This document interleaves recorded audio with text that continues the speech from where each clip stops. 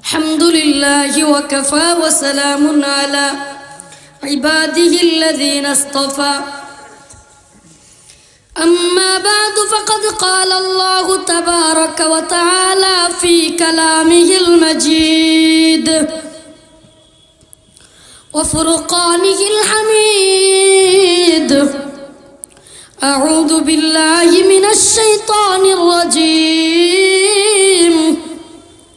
بسم الله الرحمن الرحيم ادع إلى سبيل ربك بالحكمة والموعظة الحسنة ولا تجادلهم بالتي هي أحسن صدق الله مولانا العظيم وصدق رسوله النبي الكريم ونحن على ذلك من الشاهدين والشاكرين والحمد لله رب العالمين উপস্থিত তালটেক জান্নাতুল বাকি জামে মসজিদ সুবন্দি দামসোনা আশুলিয়া সাভারের উদ্যোগে আয়োজিত আজকের এই ওয়াজ মাহফিলের সম্মানিত সভাপতি, সম্মানিত প্রধান মেহমান, সম্মানিত প্রধান অতিথি, বিশেষ অতিথি এবং আজকের উক্ত মাহফিলের সম্মানিত উলামায়ে কেরাম, আমার সামনে উপবিষ্ট মুরব্বিয়ানে আযম, প্রিয় যুবক ভাইরা, পর্দানিশীন পর্দাওয়ালি মা ও বোনেরা, এত গভীর রাত্রে মাহফিলে আলোচনা করা আদৌ ঠিক না। যেহেতু এলাকায় অনেক মানুষ পুরো সপ্তাহব্যাপী কাজ করে, এই দিনটাকে গনিমত মনে করে ঘুমানোর জন্য বা একটু ফ্রি হওয়ার জন্য, রেস্ট নেওয়ার জন্য। বৃহস্পতিবারের রাত এবং শুক্রবার দিনটা চাকরিজীবীদের জন্য গনিমতের মতো। তো এই এমন দিনে মাহফিল করে এত রাত্র পর্যন্ত কথা বলা, মাইক চালু রাখা, দূর দূরান্তে আওয়াজ যাওয়া, এগুলো আসলেই ঠিক না। তবুও আমরা দ্বীনের স্বার্থে, ইসলামের স্বার্থে, কোরআনের স্বার্থে কথাগুলো শুনি, ঠিকই ঠিক না। অতএব আমরা এটার বিরোধিতা করব না। কেন? কিছু কিছু ছোট্ট ছোট্ট ক্ষুদ্র ক্ষুদ্র ভুল বৃহৎ স্বার্থে সঠিক হয়ে যায়। কি বললাম? ক্ষুদ্র ক্ষুদ্র ভুলগুলো বৃহৎ স্বার্থে সঠিক হয়ে, এত রাত্রে বেলায় আজকে যদি ডিজে গান বাজানো হইতো তাহলে কোনো উপকার হইতো নাকি ক্ষতি? তো 26শে মার্চ, 16ই ডিসেম্বর বা বিভিন্ন দিবস আসলে, তারপরে 31শে ডিসেম্বর, 31st নাইট আসলে, রাতের গভীরে এরা বোমা টোমা বাজায় কি বাজায় না? শব্দ দূষণ করে এবং যে কাজগুলো করে অনুচিত, ঠিকই ঠিক না? কিন্তু এখানে যা হচ্ছে, এখানে কিসের কথা হবে? কোরআন হাদিসের, ঠিকই ঠিক না? এটা কি ক্ষতির কারণ নাকি ফায়দার কারণ? অতএব রাত্র হলেও তালটেক জান্নাতুল বাকি জামে মসজিদে আগামীকালকে আবারও মাহফিল হবে, বলেন? অতএব আজকে যেহেতু হচ্ছে, আগামীকালকে তো আর মাইক বাজবে না। যারা ঘুমাইতেছে তাদের উদ্দেশ্যে বলবো, আপনারা মনে কষ্ট নিয়েন না, আমাদেরকে কিছু কথা বলতে দেন এবং পারলে আপনারাও শুনেন। একটা রাত্র একটু কষ্ট হলেও শোনা উচিত। আমি আপনাদের সামনে সূরাতুল নাহল 125 নম্বর আয়াত তিলাওয়াত করেছি। সূরাতুল নাহল 125 কোরআনের আয়াত বলে আলোচনা করতেছি। আল্লাহ পাক রব্বুল আলামিন বলতেছেন, উদউ ইলা সাবিলি রাব্বিকা বিল হিকমাহ ওয়াল মাউইযাতিল হাসানাতি ওয়াজাদিলহুম বিল্লাতী হিয়া আহসান ইন্না রাব্বাকা হুয়া আ'লামু বিমান দাল্লা আন সাবিলিহি ওয়া হুয়া আ'লামু বিল মুহতাদিন।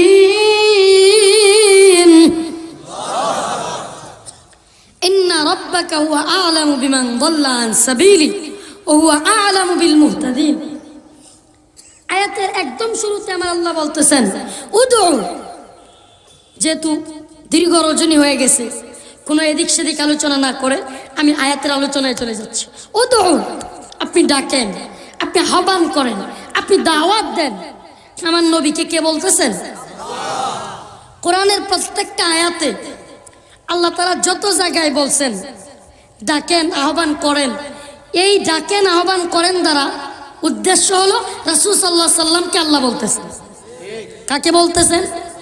যেমন কোরআনের এক সূরা সূরাতুল মুদ্দাথির, আল্লাহ তাআলা বলছেন ইয়া আইয়ুহাল মুদ্দাথির, হে কম্বলওয়ালা। কি ওয়ালা? কত সুন্দর করে ডাক দেন। এ নবী, আল্লাহ কোন জায়গায় এ নবী বলছে? কোরআনের কোন জায়গায় আল্লাহ তাআলা বলছেন হে নবী বলছে?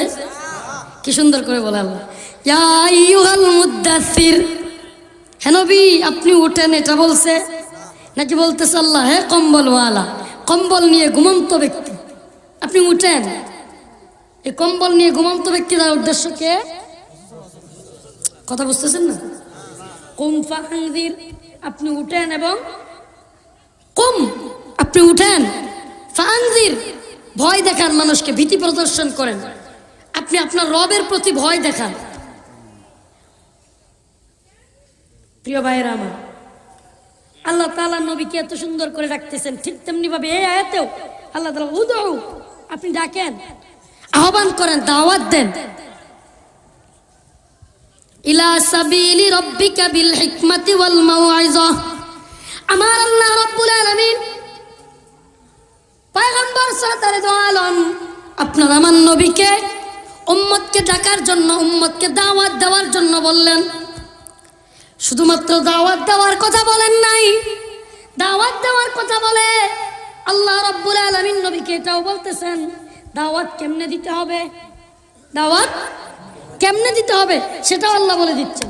উদউ, আপনি ডাকেন, ইলা রাব্বিকা, আপনার প্রভুর দিকে, বিল হিকমাতি ওয়াল মাউইযাতি, কিভাবে? হিকমতের সাথে, ওয়াল মাউইযাতিল হাসানা, এবং সৎ উপদেশের মাধ্যমে। সুবহানাল্লাহ বলবেন। আল্লাহ তাআলা তার নবীকে উম্মতকে দাওয়াত দেওয়ার কথা বলছেন। দাওয়াত কাকে দিবে?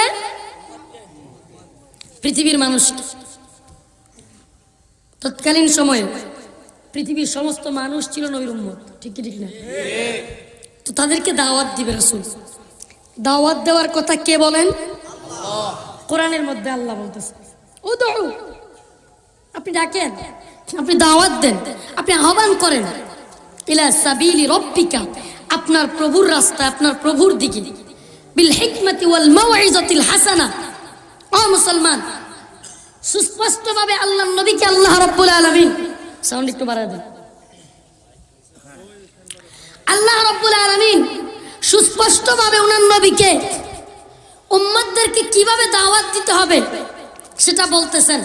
ইবনে জারির রাহমাতুল্লাহি আলাইহি এই মাউইযাতুল হাসানা এবং হিকমতের বর্ণনা করতে গিয়া তাফসীরের কিতাবের মধ্যে আসছে, ইবনে জারির রাহমাতুল্লাহি আলাইহি বলেন, এখানে হিকমত দ্বারা আল্লাহ তাআলা যে বলছেন উদউ ইলা সাবিলি রাব্বিকা বিল হিকমতি, এখানে হিকমত দ্বারা উদ্দেশ্য হলো কোরআন এবং হাদিস। আল্লাহ তাআলা তার নবীকে উম্মতকে, মানুষকে দ্বীনের দাওয়াত দেওয়ার কথা বলতেছেন। কিসের মাধ্যমে? হিকমতের মাধ্যমে। হিকমত দ্বারা উদ্দেশ্য হলো, আমি মনে হয় বুঝাইতে পারতেছি না, হিকমত দ্বারা উদ্দেশ্য। এখন যদি কোনো ব্যক্তি হিকমতের কথা বলে তাহলে হিকমত খুঁজতে হবে কোত্থেকে? কোত্থেকে? আমার নবীকে কেউ যদি গালি দেয়, কেউ যদি আমার নবীকে কটূক্তি করে, নবীর স্ত্রীদেরকে নিয়ে কটূক্তি করে, কেউ যদি মসজিদ ভাঙিয়ে দেওয়ার চায়, কেউ যদি মাদ্রাসায় আক্রমণ করে, কেউ যদি হেফাজতে ইসলামের নাইবে আমির জসিমউদ্দিন সাহেবের মতো ব্যক্তির উপর আক্রমণ করে, ছুরিকাঘাত করে, কেউ যদি ইসলাম এবং মুসলমানদের বিরুদ্ধে কটূক্তি করে, তখন হিকমত অবলম্বন করতে হবে। কিন্তু এই হিকমত কোন হিকমত? আমি মনে হয় বুঝাইতে পারতেছি না। আমরা হিকমত অবলম্বন করব, এই হিকমত কি নিজস্ব কোনো মতবাদ, নাকি কোরআন হাদিস যে হিকমতের অবলম্বন করার কথা বলে সেই হিকমত অবলম্বন করব? জোরে বলেন। প্রিয় ভাইয়েরা আমার, জানতে মনে চায়, ইবনে জারির রহমাতুল্লাহি আলাইহি বলতেছেন, উদউ ইলা সাবিলি রাব্বিকা বিল হিকমা ওয়াল মাউইজাতিল হাসানা। এই আয়াতে আল্লাহ পাক যে নবীকে বলেছেন, ও নবী, আপনি আপনার উম্মতদেরকে ডাকেন, আহ্বান করেন। কিভাবে ডাকবেন, কিভাবে দাওয়াত দিবেন? হিকমাতি ওয়াল মাউইজাতিল হাসানা, হিকমতের সাথে এবং মাউইজাতিল হাসানা, সৎ উপদেশের মাধ্যমে। হিকমত দ্বারা উদ্দেশ্য হলো কোরআন হাদিস, সৎ উপদেশের দ্বারা উদ্দেশ্য হলো মাঝে মাঝে ভয়ভীতি, মাঝে মাঝে আদর, মাঝে মাঝে মাঝে মাঝে তাইলে সবসময় আদর চলবে। ছোট্ট সন্তান, ভিডিও করার দরকার নাই, ইউটিউবে ভিডিও বললে আপনি পাইবেন। ছোট্ট সন্তান উল্টা পাল্টা করে, বাপ মার কথা মানে না। বাবা মা সবসময় আদর করে নাকি ধমক দেয়? দেয় কি দেয় না? তার মানে কি বাবা মা সন্তানকে ঘৃণা করে? দেখতে পারে না? কিন্তু দমক কেন দেয়? দমক এই জন্য দেয়, এই জন্য দেয়, আমার আল্লাহ আমার রাসূলকে যেমনি ভাবে বলেছেন, উদউ ইলা সাবিলি রাব্বিকা বিল হিকমা ওয়াল মাউইজাতিল হাসানা। আপনি কাউকে যদি দ্বীনের দাওয়াত দেন, তবে কিভাবে দিবেন? আপনার দ্বীনের দাওয়াতের পথ এবং পন্থা হবে হিকমাতি ওয়াল মাউইজাতিল হাসানা, হিকমতের সাথে। হিকমত কি? হিকমত এটার নাম নয়। আপনি যদি বলেন হিকমত কি, হিকমত হলো কোরআন হাদিস। আর আপনি যদি বলেন ইসলামের বিরুদ্ধে, ফ্রান্সের ম্যাক্রু আমার নবীকে ব্যঙ্গচিত্র বানাইতেছে, বাংলাদেশে মসজিদের উপর হামলা হচ্ছে, মাদ্রাসায় হামলা হচ্ছে, উলামায়ে কেরামের উপর মামলা হচ্ছে, আর যদি কেউ বলে এগুলোর বিরুদ্ধে কথা বলা যাবে না, হিকমত অবলম্বন করতে হবে, আমি বলবো এটা কোরআন সুন্নাহ অনুযায়ী হিকমত না, এটা মানব রচিত নিজস্ব হিকমত। মানব রচিত হিকমত আর আল্লাহর হিকমত এক জিনিস। বর্তমানে হিকমতের নামে একদল লোক হিকমতের দোহাই দিয়া নিজেরা চুপ থাকার একটা হিকমত নামের অস্ত্র বাহির করছে। এটা কি? শুধু বলবে হিকমত হিকমত। রফিকুল ইসলাম, এত গরম বক্তব্য দেওয়ার দরকার নাই, কি দরকার হিকমত অবলম্বন করো, হিকমত। আমি বলি, আপনি হিকমতের নাম দিয়া সত্য গোপন করার শিক্ষা দিচ্ছেন। সত্য গোপন করার শিক্ষা আমার আল্লাহ দেয় নাই, আমার রাসূল দেয় নাই। আপনি তাফসীর যদি উল্টা করেন, আমি বলবো যে বা যারা বলে হুজুর এই আয়াতের আলোচনা কইরেন না, গরম বক্তব্য দিয়েন না, নরম ভাষায় কথা বলেন, আমি বলবো ইবনে জারির এই আয়াতের ব্যাখ্যা করেছেন, উদউ ইলা সাবিলি রাব্বিকা বিল হিকমা ওয়াল মাউইজাতিল হাসানা।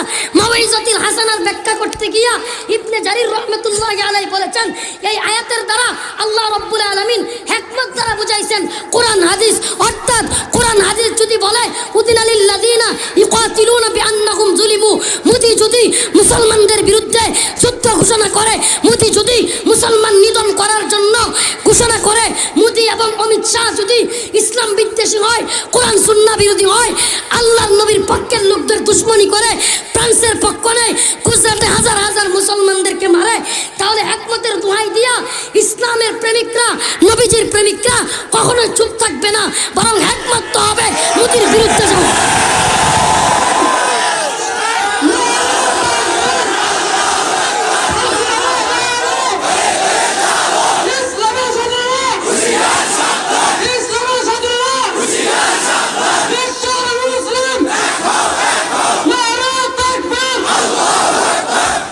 আমরা হিকমত বুঝি, কিন্তু চুপ থাকতে বুঝি না। হিকমত কি? হিকমত কি বুঝতে হবে। হিকমত কি? হিকমত কোরআন হাদিস, নিজস্ব বানানো কোনো মতবাদ কারো উপর চাপিয়ে দেওয়ার নাম হিকমত না। আমার রাসূলকে আমার আল্লাহ দাওয়াত দেওয়ার কথা বলেছেন। কে বলেছেন? আল্লাহ। শুধু দাওয়াত দেওয়ার কথা বলেন নাই, উদউ আমরের সিগা, আদেশ সূচক। উদউ, আপনি ডাকেন, আপনি দাওয়াত দেন, আপনি আহ্বান করেন। কিভাবে? কিভাবে? ইলা সাবিলি রাব্বিকা বিল হিকমা ওয়াল মাউইজাতিল হাসানা। এখন যদি কেউ বলে হুজুর এভাবে ডাইকেন না, এভাবে আহ্বান কইরেন না, এভাবে ওয়াজ কইরেন না, ওইভাবে করেন, আমি বলবো আমার আল্লাহ আমার নবীকে উদউ বলে বলেছেন উম্মতকে দাওয়াত দেন, মানুষকে দাওয়াত দেন। কিভাবে দাওয়াত দিবেন? ইলা সাবিলি রাব্বিকা, আপনার প্রভুর পথে। দাওয়াতের পন্থা কি হবে? আপনার প্রভুর পথে দাওয়াত দিবেন, পন্থা হবে সাবিলি রাব্বিকা বিল হিকমা ওয়াল মাউইজাতিল হাসানা। আপনি হিকমত অবলম্বন করবেন, সৎ উপদেশ দিবেন। প্রিয় ভাইয়েরা আমার, এবার বুঝে থাকলে আপনাদের বলতে হবে, আমার আল্লাহ আমার নবীকে শুধুমাত্র নবীকেই বলেছেন, নাকি নবীর মাধ্যমে তাম পৃথিবীর কিয়ামতের আগ পর্যন্ত সমস্ত আহলে হক উলামায়ে কেরামকে, সমস্ত আহলে জবানদেরকে বলেছেন?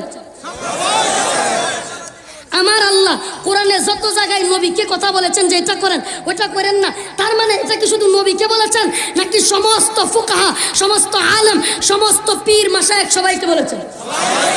আমার নবীর মাধ্যমে আল্লাহ বুঝাইতে চাইছেন, ও নবী সাল্লাল্লাহু আলাইহি সাল্লাম, আপনি যে দাওয়াত দিবেন, উদউ ইলা সাবিলি রাব্বিকা, আপনার প্রভুর পথে, কিন্তু দাওয়াতের পন্থা হবে কি, দাওয়াতের পথ কি হবে? হিকমত অবলম্বন করবেন। হিকমত কি? আপনার প্রভু কোরআনে যেইভাবে বলছেন সেইটাই, এর বাইরে কোন হিকমত? হিকমত কেউ যদি বলে যে আমরা বাংলাদেশে উলামায়ে কেরাম বুঝি না, কি বুঝি না? আমরা বাংলাদেশে উলামায়ে কেরাম বুঝি না, কি বুঝি না? মোদির বিরুদ্ধে আমরা যে কথা বলতেছি এটা আমরা উচিত করতেছি না। কেন করতেছি না? এক নাম্বার, মোদি বাংলাদেশে আসবে, মোদি যদি বাংলাদেশে আসে তাহলে উনি কি হিসাবে আসবে? ইন্ডিয়ার প্রধানমন্ত্রী হিসেবে। যুক্তি দেওয়া হচ্ছে, হুজুররা বুঝে না, ইন্ডিয়াতে যদি মোদি ক্ষমতায় না থাইকা অন্য কেউ থাকতো, তবুও কি বাংলাদেশে তাকে দাওয়াত করা হতো কি হতো না? কথা বুঝবেন কিন্তু, হতো কি হতো না? তার মানে মোদিকে দাওয়াত দেওয়া উদ্দেশ্য, নাকি ইন্ডিয়ার প্রধানমন্ত্রী যে আছে তাকে দাওয়াত দেওয়া উদ্দেশ্য? কালিমাতু হাক্কুন নুরিদা বিহাল বাতিল, কথা সত্য কিন্তু মতলব খারাপ। মতলব কেমনে খারাপ আমি বুঝাইয়া যাব, বুঝানোর আগে কেউ কমেন্ট করবেন না, কমেন্ট করলে লজ্জিত হবেন। কথা শেষ করার আগে কমেন্ট করে ব্যাকুবে, কথা শেষ করার পরে বুঝে না আসলে এরপরে কমেন্ট করে বুদ্ধিমান। কথা আপনারা স্পষ্ট বুঝবেন, মোদি বাংলাদেশে আসছে ইন্ডিয়ার প্রধানমন্ত্রী হিসেবে।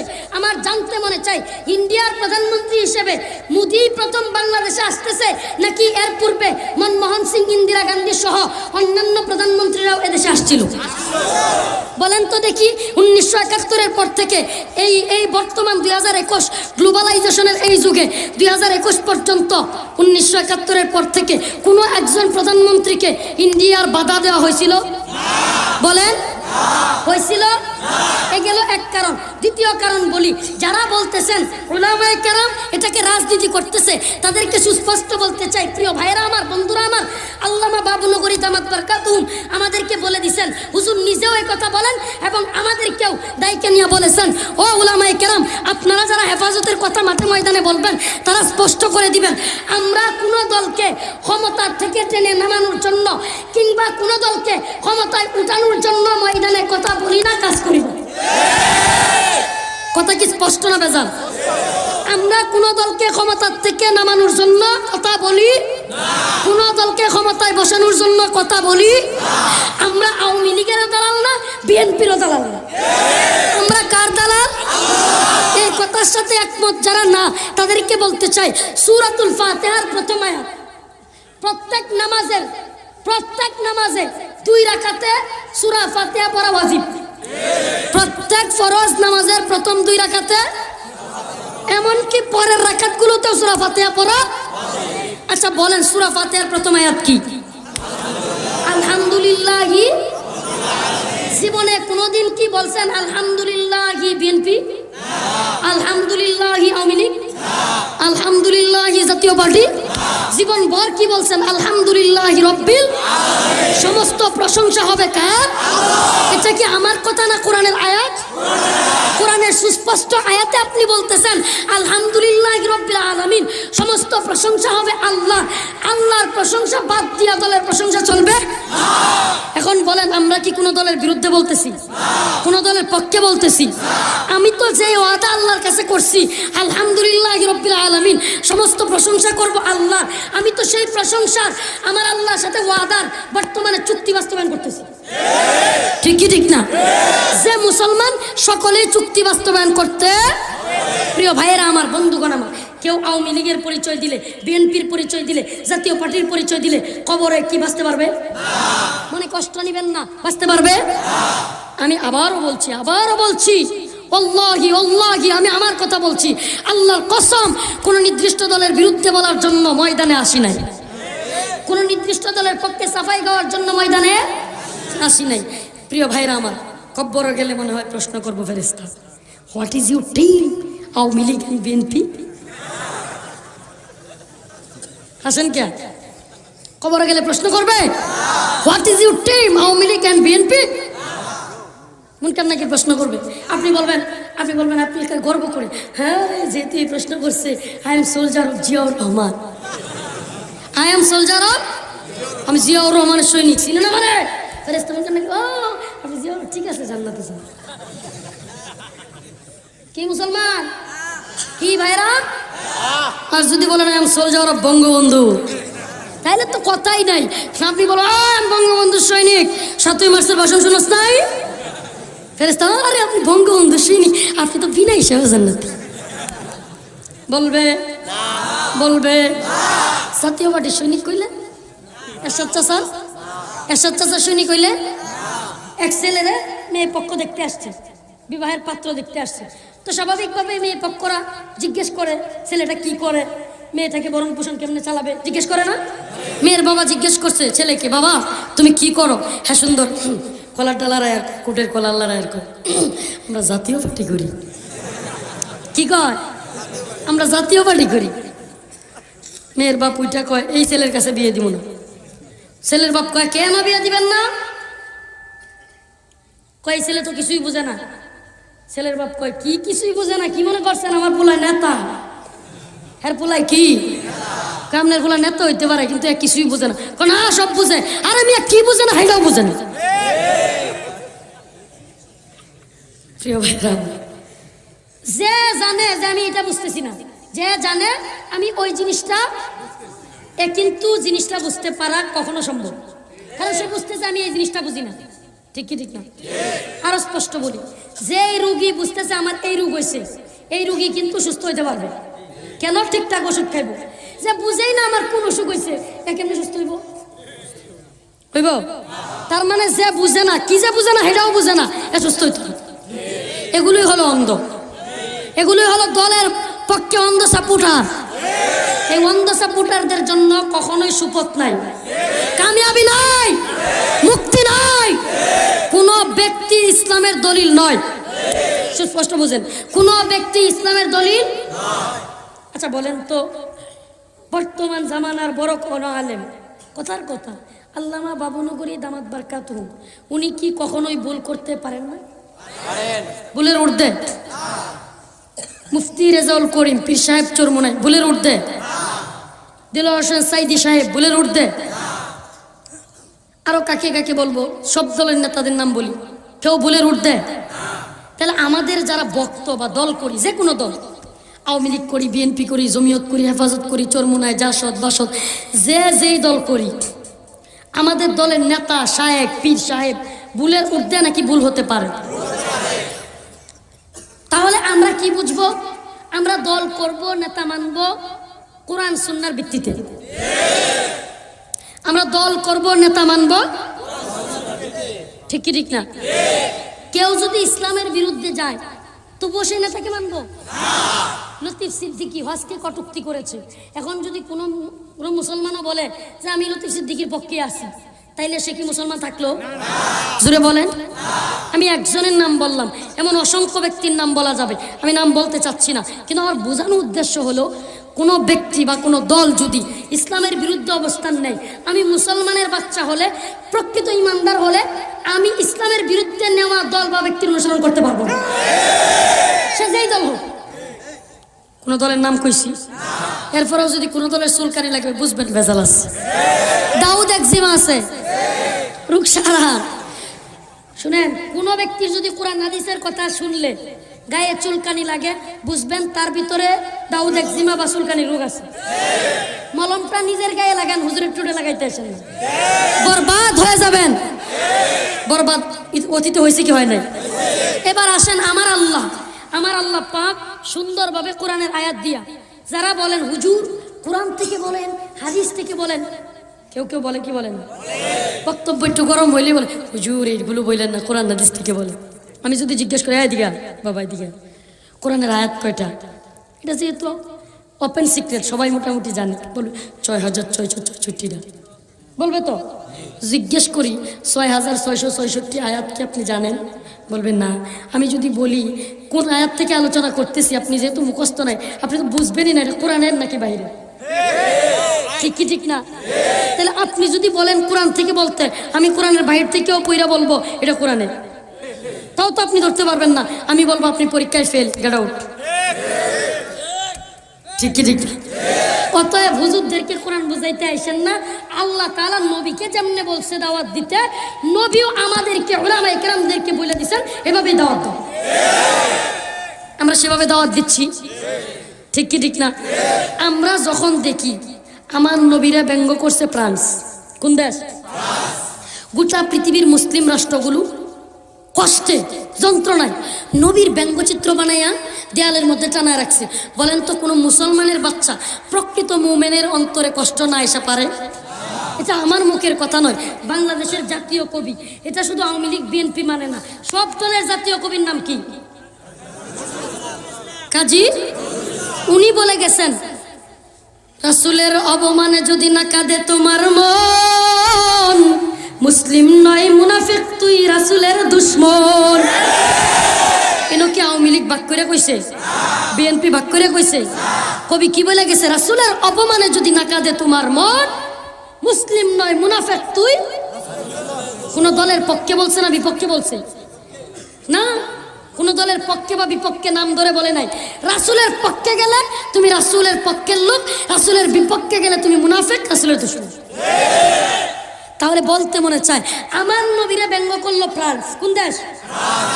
ব্যঙ্গচিত্র বানায় ম্যাক্রু, আবার হুঁশিয়ারি উচ্চারণ করলো আরো ব্যঙ্গ করবে।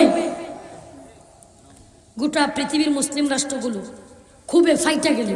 অনেক রাষ্ট্রে, সুদান সহ বিভিন্ন রাষ্ট্রে অলরেডি ফ্রান্সের দূতাবাস ঘেরাও করছে। বাংলাদেশেও কয়েকবার ফ্রান্স দূতাবাস ঘেরাওয়ের আন্দোলন হয়েছে। কিন্তু শুধুমাত্র মুসলিম রাষ্ট্রগুলো না, রাশিয়ার মতো একটা অমুসলিম রাষ্ট্র ফ্রান্সের বিরোধিতা করছে না, করে নাই? ইন্ডিয়া কি করছে বলেন? মোদি কি করছে? আচ্ছা, আওয়ামী লীগের ভাইদের কাছে বিশেষ করে জানতে চাই, ও জেনারেল শিক্ষিত ভাইরা, দয়া করে আমার কথা যদি ভুল হয় স্পষ্ট ভুল ধরায় দিবেন, কোনো আফসোস থাকবে না। কিন্তু কথা যদি রাজি আছেন ইনশাআল্লাহ? আজকে আমরা কেন মোদির বিরোধিতা করি?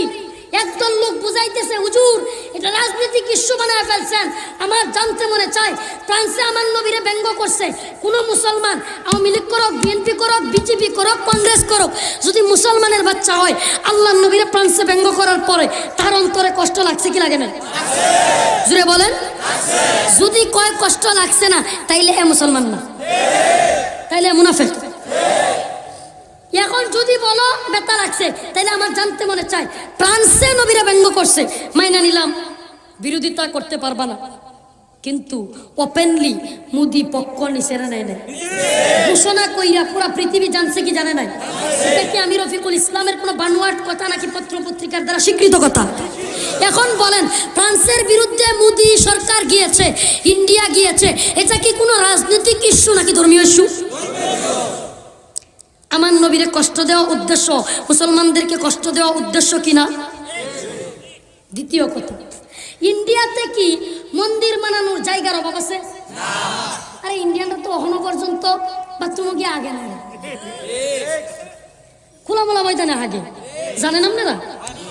ইন্ডিয়াতে এখনো পর্যন্ত এক একজনের এক একটা বাথরুম। এক একটা বাথরুম মানে কি বুঝেন? জঙ্গল গিয়া যার যার আলাদা আলাদা জায়গা। যারা এখনো পর্যন্ত বাথরুমে না গিয়া আলাদা আলাদা স্থানে পায়খানা করে, এদের কি জায়গার অভাব পড়ছে? বুঝে থাকলে বলেন, বাবরি মসজিদ ভাঙ্গিয়া রাম মন্দির বানানোর জায়গার কি অভাব পড়ছিল? বাবরি মসজিদ ভাঙ্গিয়া সেই জায়গায় রাম মন্দির বানানো, এটা কি রাজনৈতিক প্রতিহিংসা নাকি ধর্মীয় প্রতিহিংসা?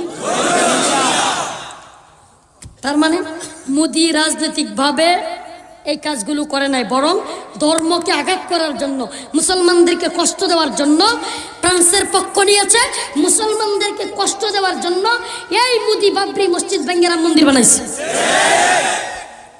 দুই, যারা যুক্তি দেন হুজুররা রাজনৈতিক ইস্যু বানাইছে, আসেন একটু বসেন, আমাদের সাথে একটু বসে কথা বলেন। কি যুক্তি আছে আপনি? কত এবিলিটি সম্পন্ন মানুষ আপনি, কত যোগ্যতা আছে আপনার? আসেন আমরা বুঝাই। ওয়াল্লাহি ওয়াল্লাহি আল্লাহর শপথ করে বলছি, আল্লাহর কসম করে বলছি, কোন দলের বিরোধিতা করার জন্য আমরা মোদির বিরুদ্ধে যাচ্ছি না। 2002 ইতিহাস সাক্ষী, ইতিহাস সাক্ষী। ইতিহাসের পাতা উল্টায় দেইখা তারপরে কথা বলতেছি। বেটা আসো, একটা কথা মিথ্যা বললে জিহ্বা কেটে ফেলো, সমস্যা নাই, কিন্তু যদি মিথ্যা না হয় সাফাবাজি করো, সাফা ভেঙে গেলাম।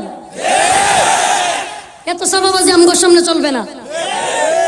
2002 ইন্ডিয়ার গুজরাটে মুসলমানদের সাথে দাঙ্গা হয়েছিল। গুজরাটের তৎকালীন মুখ্যমন্ত্রী ছিল এই বর্তমান কসাই মোদি।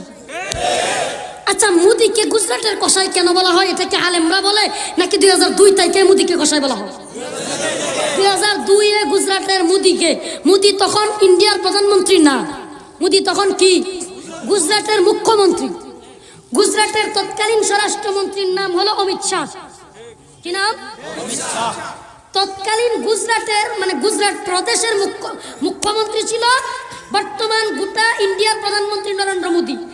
আর বর্তমানে যে কেন্দ্রীয় স্বরাষ্ট্রমন্ত্রী, সারা দেশের স্বরাষ্ট্রমন্ত্রী অমিত শাহ, সে ছিল গুজরাটের স্বরাষ্ট্রমন্ত্রী। এই অমিত শাহ আর এই নরেন্দ্র মোদী মিলা 3000 মুসলমানকে পুরায় মারছে। কয় হাজার? কষ্টে বুক ফাইটা যায়। বাস্তব ঘটনা বলতেছি। গুজরাটের তৎকালীন সেই দাঙ্গায় যারা শিকার হয়েছে, এদের ভিডিও বার্তা আছে, এদের কথা আছে, পত্রপত্রিকার নিউজ আছে। মোদির সেনাবাহিনীরা একজন আমার গর্ভবতী মা, যেই মায়ের পেটে, যে মুসলিম মেয়ের মার পেটে সন্তান ছিল, সেই গর্ভবতী মা, মোদির সৈন্যরা সেই গর্ভবতী মাকে পাগুলো টান দিয়ে ছিঁড়ে ফেলছিল। এটা কি মিথ্যা বানোয়াট কোনো কথা? ইতিহাস খুলে দেখেন। আজকে যদি আপনার মা হইতো, আপনার বোন হইতো, একবার একটু কল্পনা করেন, যেই মোদি গুজরাটে আমার মা বোনকে এমনকি ঘটনা যে বলছে, সেই সময় দাঙ্গার একাধিক লোকে এসব ঘটনা বর্ণনা করছে। শুধু বর্ণনা করে নাই, পত্রপত্রিকার নিউজ হয়েছে। মোদির সৈন্যরা 2 পা ছিঁড়ে ফেলছে গর্ভবতী মা। তারপরে আল্লাহ লজ্জাস্থান থেকে টাইনা লাঠি দিয়া বাহির কইয়া সন্তানকে আছাড় দিয়ে মারছে। ও মুসলমান, এটা কি কোনো রাজনীতিক ছিল নাকি ধর্মীয়? এক নম্বরে বলেছি, ফ্রান্সের বিরুদ্ধে মোদি গিয়েছে, আমার নবীর বিরুদ্ধে দাঁড়াইছে মোদি। এটা কি ধর্মীয় না রাজনীতি? 2 নম্বরে বলছি, কি বলছে 2 নম্বরে? বাবরি মসজিদ ভাঙ্গা রাম মন্দির বানাইছে। আচ্ছা বলেন, বাবরি মসজিদের যে জায়গাটা ছিল, এই জায়গার মতো এতটুক জায়গা কি ইন্ডিয়াতে আর ছিল না?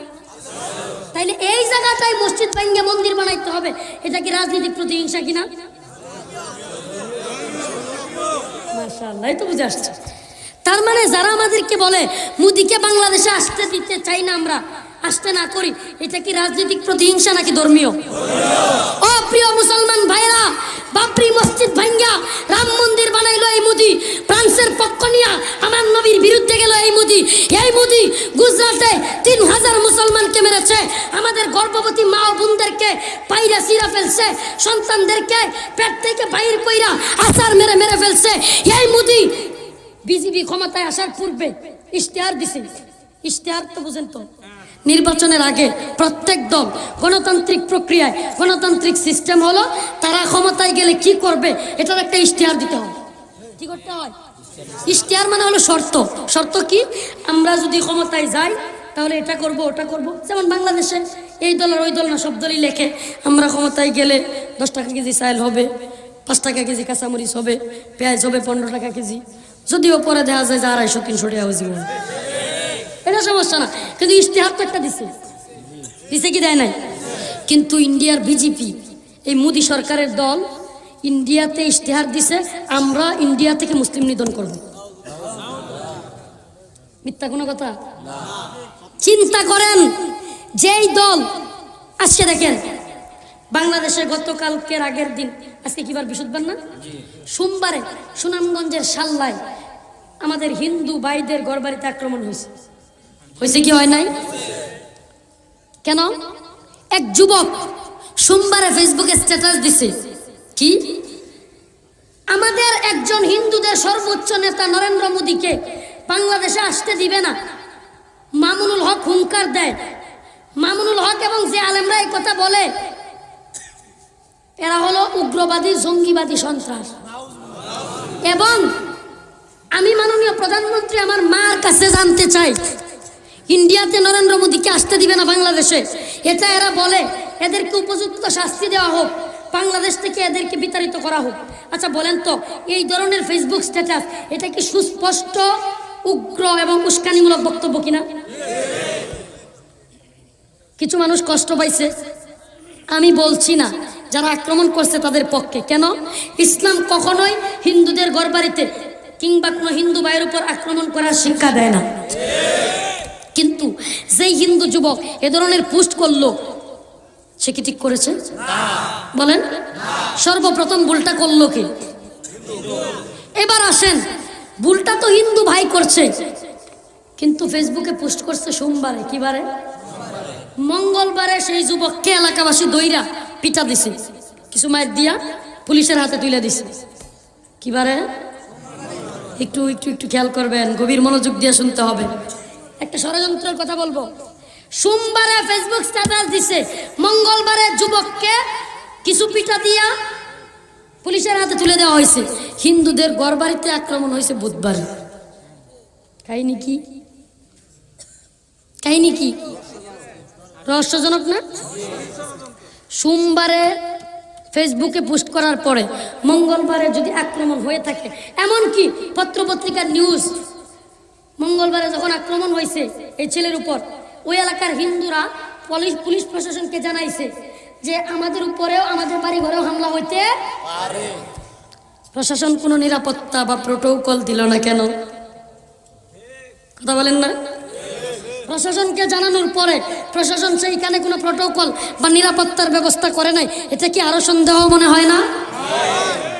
আরেকটা কথা, মঙ্গলবারে পুলিশের কাছে সেই ছেলেকে সোপর্দ করা হয়েছে, বুধবারে হামলা করা হয়েছে। ঘটনাক্রমে দেখা গেল যেই বাড়িগুলোতে আক্রমণ হয়েছে এই বাড়িগুলোতে একটাও মানুষ ছিল না। কি মনে করছেন? একটা মানুষও নাই। তারা কিভাবে নিশ্চিত হইল যে আমাদের উপর আক্রমণ হবেই? সবাই চলে গেল। কি বলেন? তিনটা কারণ বলছি। এক নাম্বার, সোমবারে ফেসবুক স্ট্যাটাস, সোমবারে আক্রমণ হওয়ার কথা ছিল, আক্রমণ ছেলের উপর হইল মঙ্গলবারে। মঙ্গলবারে ছেলের উপরে আক্রমণ হইয়া ধরায়া দিছে।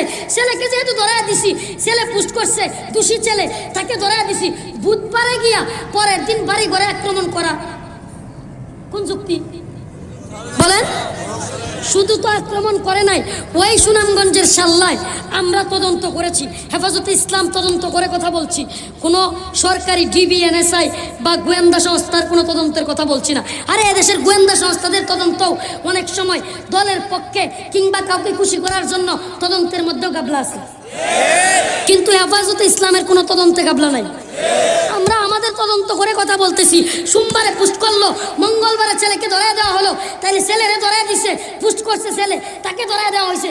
বুধবারে আক্রমণ করার কি প্রয়োজন? শুধু আক্রমণ তো করে নাই, এমনকি বাড়ি ঘরগুলো ভেঙে ফেলছে। উলামায়ে কেরাম যারা হেফাজতের নেতৃবৃন্দ ছিল সেই এলাকার, তারা নিষেধ করছে। ও মুসলমান, এটা কি আমাদের মুখের কথা নাকি পত্রপত্রিকার নিউজ? উলামায়ে কেরাম নিষেধ করার পরেও যারা আক্রমণ করছে এরা গিয়ে আক্রমণ করছেই। তার মানে আবার বাড়িতে গিয়ে কোনো লোক নাই, সব চলে গেছে। সবচেয়ে বড় কথা, 2021 সালটা কত এখন? এই যুগ তো ডিজিটাল যুগ। ডিজিটালে বাংলাদেশে কত কিছু দেখার আছে, দেখতে গেলে শেষ হবে না, অল্প দেখো ভাই, ঠিক কি ঠিক না? এই যুগে কি যুবকদের হাতে অ্যান্ড্রয়েড মোবাইল ছাড়া আছে? হ্যাঁ, একটা ভিডিও এতগুলো বাড়ি ঘর ভাঙচুর হইল। বুঝলাম ইন্টারনেটের সমস্যা, কেউ লাইভে আসতে পারে নাই, একটা ভিডিও হইল না। কি কাহিনী? কাহিনী কি? একটা মোবাইলে ভিডিও হইল না। মুসলমান বলবেন, আমাদেরকে যুক্তি দিবেন, হুজুর গ্রাম এলাকা হয়তো নেট পাই নাই, এজন্য লাইভে আসতে পারে নাই, কিন্তু এতগুলো গড়বড় ঘর ভাঙচুর হইল, একটা কেউ ভিডিও করলো না। এখন পর্যন্ত কেউ ভিডিও দেখছেন? হ্যাঁ হ্যাঁ, এত বড় আক্রমণ হইল, একটা ভিডিও কেউ মোবাইলে করতে পারলো না। এটা কি মোবাইলে ভিডিও করতে পারলো না নাকি সাজানো নাটক? জুড়ে বলেন। কুষ্টিয়ায় বঙ্গবন্ধুর হাত ভাঙিয়ে দিল, সরি মূর্তির হাত ভাঙিয়ে দিল। কুষ্টিয়ায় মূর্তির তদন্ত কি আসলো? ও মুসলমান, আমরা কারো পক্ষে বিপক্ষে বলা উদ্দেশ্য না। তদন্ত কি বারে আসলো? কোন মাদ্রাসার মুহতামিম শাইখুল হাদিস কিংবা কোন মাদ্রাসার আলেম গিয়ে হাত ভাঙছে, নাকি দেখা গেল নিজস্ব দলীয় লোকরাই? বানানো কথা নাকি তদন্ত পত্রিকা আসছে? এবার বলেন, এরকমটা যদি কইরা বারবার আলেমদেরকে মামলা দেওয়ার জন্য, হামলা দেওয়ার জন্য, এক নাম্বার সোমবারে ছেলে ফেসবুকে পোস্ট করে, মঙ্গলবারে ছেলেকে গণধোলাই দিয়া গ্রেপ্তার করে দেয়, বুধবারে বাড়ি ঘরে হামলা হয়, বৃহস্পতিবারে তারাই ব্যানার বানায়া মামুনুল হক সাহেবকে গ্রেফতার করার আন্দোলন করে। ডাল মে কুছ কালা হে, ঠিক কি ঠিক না? বুধবারে তারা নিজেরা গর্বর ভাঙ্গা কি বৃহস্পতিবারে মানববন্ধন করে কিনা এটা কোথায় দেখার দরকার আছে। যদি এরপরেও যদি আসে যে না, যারা আক্রমণ করছে এরা হেফাজতের লোক, আমি স্পষ্ট বলছি হেফাজতের না, যদি আমার ভাই হয় ওখানে শাস্তি দেন। ইসলাম এবং আমাদের নবী কোনো সংখ্যালঘুর উপরে আক্রমণ করার শিক্ষা দেয় না। আরে আমাদের শিক্ষা তো হইল প্রয়োজনে তাদেরকে সেভ করো, নিরাপত্তা দেবো।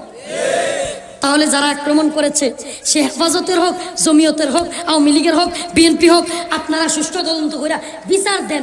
ওই বিচারের নামে যদি মাওলানা মামুনুল হক সাহেব, আল্লামা বাবুনগরী সাহেবের বিরুদ্ধে মামলা দিতে চান, এত মগরমূল লোক পায়েন না। সাবধান, হুঁশিয়ার করে বলছি, আন্দোলনের দাবানল চলবে।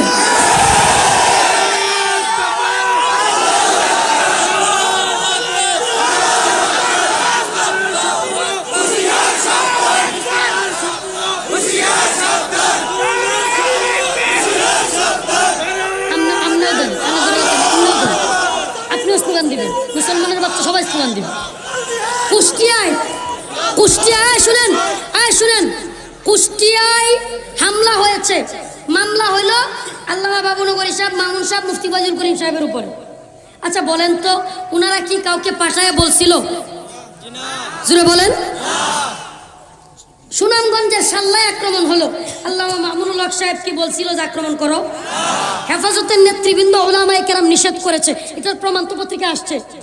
তাহলে এখন যদি হুজুরদের উপর মামলা দেন, হুজুরদের বিরুদ্ধে আন্দোলন করেন, এটা কি আমাদের উপর জুলুম না? জুলুম কি না? ও প্রিয় ভাইরা, যে কথা বলতেছিলাম, বারবার আমরা ষড়যন্ত্রের শিকার, বারবার ওলামায়ে কেরামকে, এদেশে ইসলামকে ধ্বংস করার জন্য একদল লোক উৎপাইতে থাকে। এরা হলো মুরগি সুরা গ্রুপের সদস্য, ঠিক কি ঠিক না? আবার আমাদের দেশে একদল পত্র পত্রিকা আছে, এরা হলো তত্ত্ব সন্ত্রাস। এরা কি সন্ত্রাস? ও মুসলমান, আজকে গোটা পৃথিবীর তত্ত্ব সন্ত্রাসের হাত অনেক লম্বা। মুসলমানদেরকে বিভিন্ন ধরনের বিভ্রান্তিমূলক পোস্ট কইরা, ও মুসলমান, এই Russia, Soviet union, European union, মধ্যপ্রাচ্য, আমেরিকা সবাই একসময় বলতো তালেবান সন্ত্রাস। বলতো কি বলতো না? বলতো তালেবান জঙ্গি, ঠিক কি ঠিক না? এখন তো তালেবান হয়ে গেছে সঙ্গী। পক্ষে থাকলেই সঙ্গী, বিপক্ষে গেলেই জঙ্গি। কাহিনী কি? কথা বোঝেন নাই? পক্ষে থাকলে বিপক্ষে গেলে। আপনারা জানেন কিনা রাশিয়ার প্রেসিডেন্ট তালেবানদেরকে দাওয়াত কইরা রাশিয়ার মস্কোতে নিছে? নিছে কি নাই? নাই। 4 দিন আগে জঙ্গি, এখন হয়ে গেল সঙ্গী। মায়ের খাইলেই সোজা হয়, ঠিক কি ঠিক না? এগুলো আমরা বুঝতে বাকি নাই। ওলামায়ে কেরামকে যারা জঙ্গি বলে, সন্ত্রাস বলে, যুদ্ধ অপরাধী বলে, আজকে আমাদেরকে গালি দেওয়া হয়, সন্ত্রাসী বলা হয়, জঙ্গি বলা হয়, মৌলবাদ বলা হয়, উস্কানিদাতা বলা হয়। প্রকৃতপক্ষে আমরা উস্কানিদাতা নয়, এরাই প্রকৃত উস্কানিদাতা।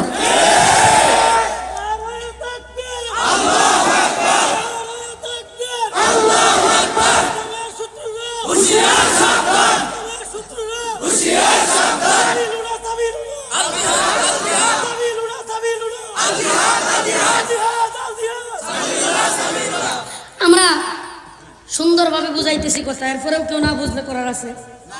আচ্ছা বলেন তো, এখনো পর্যন্ত যে কথাগুলো বললাম সত্যি বলবেন, অযৌক্তিক কথা বলছি? এবার আসেন, 3টা কারণ বলছিলাম মনে আছে? আমরা কেন মুসলমান, আওয়ামী লীগের বাইরে যারা আছেন, আগামীকালকে বাইতুল মুকাররমে আল্লামা বাবুনগরী দিচ্ছে ডাক, বাইতুল মুকাররমে আগামীকালকে আন্দোলনের দাবানল চলবে। আমি আওয়ামী লীগের ভাইদেরকে বলবো, আপনারা সামনের কাতারে থাকবেন। কেন থাকবেন? আমার নবীর বিরুদ্ধে ফ্রান্সে যে ব্যঙ্গচিত্র বানানো হয়েছে, মোদি তার পক্ষ নিয়েছে, বাবরি মসজিদ ভেঙেছে, গুজরাটে মুসলমানদেরকে পুড়িয়ে মেরেছে, ইসলামের বিরুদ্ধে মুসলমানদেরকে নিধন করার ইশতেহার মোদি দিয়েছে। সেই মোদি গুজরাটের কসাই, যার হাতে মুসলমানদের রক্ত লেগে আছে, সেই মোদির হাতে বাংলার সেনাবাহিনী, বাংলার পুলিশ লাল গোলাপের সংবর্ধনা দিবে, লাল গোলাপের লাল গালিচা সংবর্ধনা দিবে। আরে যার হাতে আমার মা ও বোনদেরকে যে পাইরা ফেলছে, চিরা ফেলছে, তার হাতে লাল গোলাপের সংবর্ধনা হবে না, লাল গালিচা সংবর্ধনা হবে না, সুতার মালা পরে দেওয়া হবে।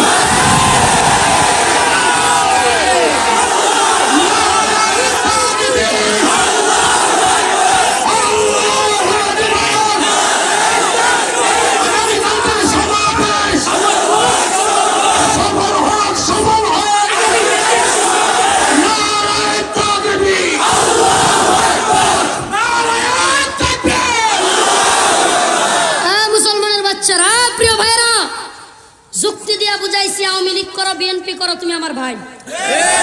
কবরে গেলে, আগেও বলছি এখনো বলতেছি, কবরে গেলে কি প্রশ্ন করবো তুমি কোন দল করো? বঙ্গবন্ধু জিয়াউর রহমান জাতীয় পার্টি এই সেই বললে কি জান্নাতে দিবে? আগেও বলছি এখনো বলছি, কেউ যদি কবরে গিয়া বলে আমি বাবুনগরী সাহেবের সৈনিক, তবুও জান্নাত পাবে না। জান্নাত পাইতে হলে ইন্নাল্লাযীনা আমানু, প্রকৃতপক্ষে ঈমান আনতে হবে, ও আমিলুস সলিহাত, নেক কাজ করতে হবে। এখন আমরা আমার আওয়ামী লীগের ভাই, বিএনপির ভাই, জমিয়তের ভাই, সরমুনার ভাই, জাসদের ভাই, বাসদের ভাই, সবাইকে আমরা বুঝাইতে চাই, আমাদের দায়িত্ব হলো বাল্লিগু আন্নী ওয়ালাউ আয়া।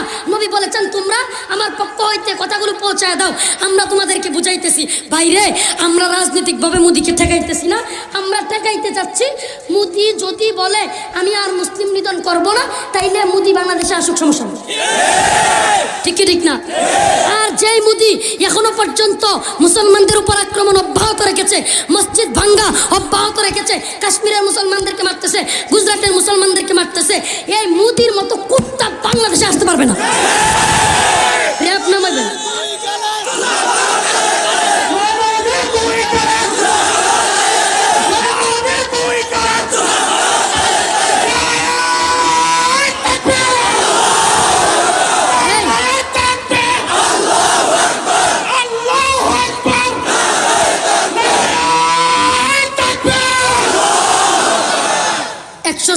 দ্বারা জারি করবেন। 144 দ্বারা কোন ঘোড়ার ডিম? কোন ঘোড়ার ডিম? 144 দ্বারাও যদি জারি করেন, যদি রাস্তাঘাটে গুলিও করেন, তবুও তোমাদেরকে বলবো মুসলমান, যদি মেন রোডে যাইতে নাও পারো, রাস্তার মুড়ে মুড়ে জুতা নিয়ে করে থাকবা। মোদি বাংলাদেশে ঢুকার সাথে সাথে প্রত্যেক মুসলমানের হাতে একটা করে জুতা থাকবে। বিশ্ব মিডিয়া দেখবে, হাই হাই মোদি যায় লাল গোলাপের শুভেচ্ছা নিত, মোদির জন্য তো বাংলাদেশে জুতার অভাব নাই। এটা কি কম আন্দোলন হবে? ঘরের সামনে দাঁড়াবেন, মসজিদের সামনে দাঁড়াবেন, মাদ্রাসার সামনে দাঁড়াবেন, সবার হাতে কি? এত দামি জুতা না, সিরা জুতা। ঠিক কি ঠিক না? রাস্তায় নামতে পারি বা নাই পারি, ও মুসলমান, আমরা যারা আদফুল ইমান, দুর্বল ইমান, এরা রাস্তায় যাইতে পারেন আর না পারেন, রফিকুল ইসলামরা যাবে।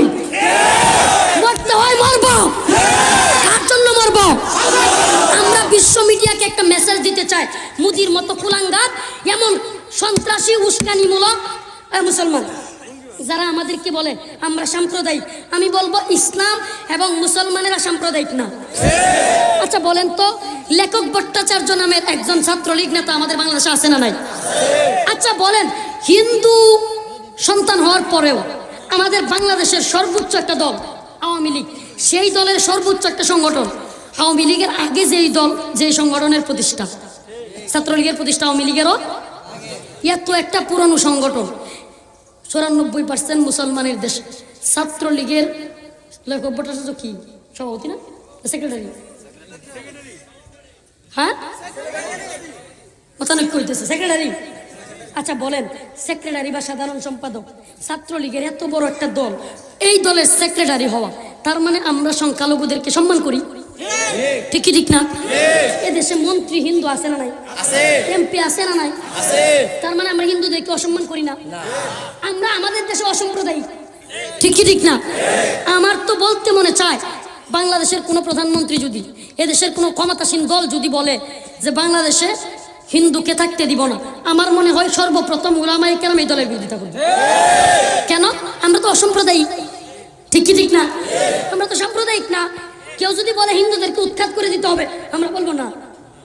বাংলাদেশ থেকে যদি বলে হিন্দুদেরকে উৎখাত করে দিবেন, তাহলে ইন্ডিয়ারা বলবে মুসলমান উৎখাত করে দিবে। এরকম চলতে থাকলে গোটা পৃথিবীতে অশান্তি সৃষ্টি হবে। আমরা বলি না, যেই দেশে হিন্দু আছে সেই দেশে হিন্দুরাই থাক, যেই দেশে মুসলমানরা আছে সংখ্যালঘু সেই দেশে মুসলমানরা, আমরা মিলেমিশে থাকবো। যারা উস্কানি দেয় ওদেরকে দাঁত ভাঙা জবাব দিব। মোদি হলো উস্কানি দাতা, মোদি হলো গোটা পৃথিবীর, বর্তমান পৃথিবীর সবচাইতে বড় সাম্প্রদায়িক সন্ত্রাসী। মোদির বিরোধিতা করব ইন্ডিয়ার প্রধানমন্ত্রী হিসেবে, নাকি মোদি গোটা পৃথিবীর বর্তমান সময়ের আবু জাহেলের নাম মোদি, বর্তমান সময়ের নমরুদের নাম মোদি, বর্তমান সময়ের ফেরাউনের নাম, বর্তমান পৃথিবীতে যদি ফেরাউন বাচ্চা থাকতো বাংলাদেশে হয়তো দিলাম আমরা না, মোদিরও দিতাম না, ঠিক কি ঠিক না? বর্তমান পৃথিবীতে যদি নমরুদ বাচ্চা থাকতো হয়তো দিতাম। তো নমরুদ যে কাজ করতো মোদি ওইটাই করে, ফেরাউন যে কাজ করতো মোদি ওইটাই করে, আবু জাহেল যা করতো মোদি ওইটাই করে। আবু জাহেল আর মেক্রু, মোদি আর আবু জাহেল এগুলোর মধ্যে পার্থক্য আছে? আবু জাহেল হইলো বাবুনগরী সব কয়, মোদি হইলো আবু জাহেলের খালাতো ভাই, মেক্রু হইলো আবু জাহেলের মামাতো ভাই। আবু জাহেলের মামাতো ভাই খালাতো ভাই 94% মুসলমানের রাষ্ট্রে লাল গোলাপের শুভেচ্ছা পায়, তাও মুসলমানের সন্তান পুলিশ লাল গোলাপ লয়ে বয়ে থাকবো। আমি তো কই পুলিশের হাতেও জুতা দেওয়া দরকার, পুলিশের হাতেও জুতা দিলে দেওয়া দরকার। আসার পরে দেখবো আই হাই কিনি লাল গোলাপের শুভেচ্ছার বদলে বিমান থেকে নামার সাথে সাথে দেয় জুতা, ঠিক কি ঠিক না? আমরা তো বলি মোদি যদি কোনো ড্রোন ক্যামেরার মাধ্যমে দেখবার চায়, যেহেতু গ্লোবালাইজেশনের যুগ, স্যাটেলাইটের অভাব নাই, যেন মোদি ইন্ডিয়ার বিমানে ওঠার আগে বাংলার আকাশের স্যাটেলাইটে দেখে কোটি কোটি জুতা নিয়ে মানুষ খারাপ, ঠিক কি ঠিক না? আন্দোলন হবে, মোদি বাংলাদেশে আসলে বাংলাদেশের রাজপথ অচল হবে। আল্লামা বাবুনগরী ডাক দিলে দলমত বুঝি না, সবকিছু অচল করে দেওয়া হবে।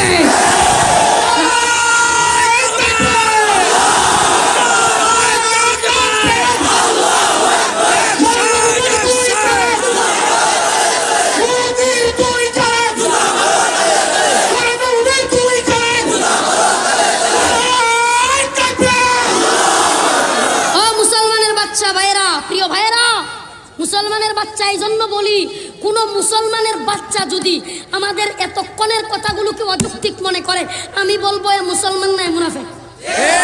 কেন মুনাফিক? এটা আমার কথাই নয়, বরং কোরআন সুন্নাহ অনুযায়ী, বাস্তব দলিল অনুযায়ী বুঝাই দিলাম। আমরা মোদির বিরোধিতা করতেছি কার জন্য? জোরে বলেন। কোন দলকে খুশি করার জন্য কিংবা কোন দলের বিরোধিতা করার জন্য কেউ যদি আন্দোলন করে মারা যায়, সে ব্যক্তি জান্নাতে যাবে না। কথা বুঝেন? কিন্তু কোন দলকে হটানোর জন্য কিংবা কোন দলকে খুশি করার জন্য কোন ব্যক্তি যদি এই আন্দোলনে শরীক হয়, তাহলে সেই ব্যক্তি যদি মারা যায় কই যাবে? কেন? কেন? সে ব্যক্তি তো আল্লাহকে খুশি করার জন্য যায় না। আমরা কাকে খুশি করার জন্য যাব? জোরে বলেন। হাউজে কাউসারের পানি, এটা কি শুধুমাত্র হেফাজতে ইসলামেরই দরকার, নাকি আওয়ামী লীগ, বিএনপি, জমিয়ত, জামাত, চরমুনাই, জাসদ, বাসদ সবার দরকার? আল্লাহর নবীর হাউজে কাউসারের পানি ব্যতীত কেউ জান্নাতে যেতে পারবে? তো নবীর বিরুদ্ধে যুদ্ধ ঘোষণা করেছে মেক্রু, নবীর বিরুদ্ধে যুদ্ধ ঘোষণা করেছে মোদি। এই গুজরাটের কসাই এবং ফ্রান্সের মেক্রু, এই দুইটা কুত্তারে সারা যারা মন চায় তারা দাওয়াত দেন। বাংলাদেশে বর্তমানে মালদ্বীপের প্রধানমন্ত্রী আসছে, জানেন? আরো অন্যান্য দেশের প্রধানমন্ত্রী আসতেছে, আসুক। এমনকি পারলে রিসেপ তৈয়ব এরদোগান তুরস্কের নিয়ে আসেন, ঠিক কি ঠিক না? আরো যাদেরকে মন চায় নিয়ে আসেন। দয়া করে প্লিজ, আমি ক্ষমতাসীন ভাইদেরকে, দলের নেতাদেরকে বলবো, আপনারা যারা আছেন প্লিজ, ভাইরা আমার, বন্ধুগণ আমার, আপনাদেরকে বলবো, আপনারা আমাদের পালস বুঝার চেষ্টা করেন। মুসলমানদের দেশে 94% মুসলমানের অনুভূতি যদি কোনো দল না বুঝে, বুঝা গেল সেই দল ব্যর্থ দল, সেই নেতা ব্যর্থ নেতা। যেই নেতা 94% মুসলমানের অনুভূতি বুঝে না, আবেগ বুঝে না, পালস বুঝে না, সেই নেতা অযোগ্য নেতা, সেই দল অযোগ্য দল। অর্থাৎ অযোগ্যতা প্রকাশ করেন না। আমাদের সাথে একমত হন, না কইরা দেন মোদি না এলে কি হয়েছে। আরে মোদি আমাদেরকে কেউ কেউ যুক্তি দেয়, ইন্ডিয়া আমাদের এই করেছে সেই করেছে। আমি তো বলি কসু করছে। কি করছে? কসু করছে। যখন আমাদের দেশে পেঁয়াজের দরকার তখন পাঠায় না, যখন পেঁয়াজের দরকার নাই তখন দিয়ে একবারে দেশটা বইরালা। যখন দরকার সারা দেশে হাহাকার পেঁয়াজের জন্য, তখন পেঁয়াজ না দিয়া পেঁয়াজের গুডাউন স্টপ করে দিয়া আমাদের দেশে দর বাড়ায় দেয়। যখন বাংলাদেশে পানির খুব সংকট, পানি নাই বাংলার নদীতে, তখন তিস্তার বাঁধ আটকে দেয়। যখন সারা দেশে আমাদের দেশে বন্যা, তখন তিস্তার বাঁধ ছেড়ে দিয়ে আমরা বাসায় দেয়। এই বুঝি দরদার মায়া। আমরা ইন্ডিয়াতে কত কিছুই তো দেই, ট্রানজিট দিয়া দেয়, ফরিদপুরের রাস্তা দিয়া দেয়, ওই দিকে দিয়া দেয়, সেই দিকে দিয়া দেয়, ফেনীতে দিয়া দেয়, দেই না? আমরা কত কিছু দেই। আমরা সবসময় বন্ধুত্বপূর্ণ সম্পর্ক রাখি, আর তারা কি করে? তার কাটার মধ্যে আমাদের লাশ উপহার দেয়। এই বুঝি বন্ধুত্ব? ফিরিটটা কি খালি এক পক্ষ থেকে হইব? হ্যাঁ, আমাদের একজনকে বলা হয়েছে, আমাদের একজন নেতাকে সাংবাদিকরা প্রশ্ন করেছে যে আচ্ছা, মোদি বাংলাদেশে আসতেছে, তিস্তার পানি বন্টন সহ অমীমাংসিত বিষয়গুলো নিয়ে আলোচনা হবে। তিনি খুব সুন্দর করে বলতেছেন, না এগুলো নিয়ে আলোচনা করব না, মোদি আসতেছে এতেই আমরা খুশি। এত পররাষ্ট্রনীতি, এত দুর্বল, এত মুসলমানের বাচ্চা সিংহের বাচ্চা, এত নত জানু থাকলে হবে না। মুসলমানের বাচ্চা বলবে মোদি আপনি বাংলাদেশে আসার শর্ত হলো তিস্তার পানি ঠিক মতো বন্টন করতে হবে, নাইলে বাংলাদেশে আপনার আসার দরকার নেই। ঠিক কি ঠিক না? এটা হবে মুসলমানদের কথা, এটা হবে মুসলমান। প্রিয় ভাইরা আমার, আমি কোনো দলের পক্ষে না বিপক্ষে না। যদি রাজনীতি করেন ইসলামের জন্য, মানবতার কল্যাণে, দেশের কল্যাণে করেন। ব্যক্তি পূজা আর পকেট পূজা, দলকে খুশি করা, নেতাকে খুশি করা, দাদাবাবুদেরকে খুশি করার রাজনীতি বাদ দাও। উদউ ইলা সাবিলি রাব্বিকা বিল হিকমা। আমার প্রভু আমার নবীকে বলেছেন, উদউ, আপনি দাওয়াত দেন, ডাকেন, সাবিলি রাব্বিকা বিল হিকমা, হিকমতের সাথে। হিকমত কি? কোরআন হাদিস যেভাবে বলে। কোরআন হাদিস যদি বলে, ইন্ডিয়া তো যুদ্ধ ঘোষণা করছে। কি যুদ্ধ? 26টা কোরআনের আয়াত পাল্টে দিতে হবে। নাউজুবিল্লাহ বলেন। ইন্ডিয়াতে শিয়া এক নেতা হাইকোর্টে রিট করছে, 26টা কোরআনের আয়াত, নাউজুবিল্লাহ বলবেন না? 26টা আয়াত তো দূরের কথা, 26টা নুক্তা পরিবর্তন করা হবে না। প্রয়োজনে ইন্ডিয়া বিশ্বের মানচিত্র থেকে ইন্ডিয়াকে পরিবর্তন করা হবে। কোরআনের 26টা আয়াত দূরের কথা, 26টা নুক্তার পরিবর্তন হবে না। প্রয়োজনে ইন্ডিয়াকে পৃথিবীর ম্যাপ থেকে মুসলিম রাষ্ট্র হিসাবে গ্রহণ করা হবে। প্রয়োজনে আল্লাহর নবীর দেখানো পথ গাজওয়ায়ে হিন্দের আহ্বান করা হবে। ও মুসলমান, হাতে হাত রাখো, এক হও, দলাদলি করো না। গাজওয়ায়ে হিন্দ আসন্ন। নবী বলেছেন, হিন্দুত্ববাদী তাগুতের সাথে ব্রাহ্মণ্যবাদীদের সাথে আরেকটা যুদ্ধ হবে, যেই যুদ্ধে মুসলমানেরা বিজয়ী হবে। ইন্ডিয়ার লাল কেল্লার উপরে দিল্লির ক্ষমতার মস্তদে কালেমার পতাকা পথ করে উড়বে।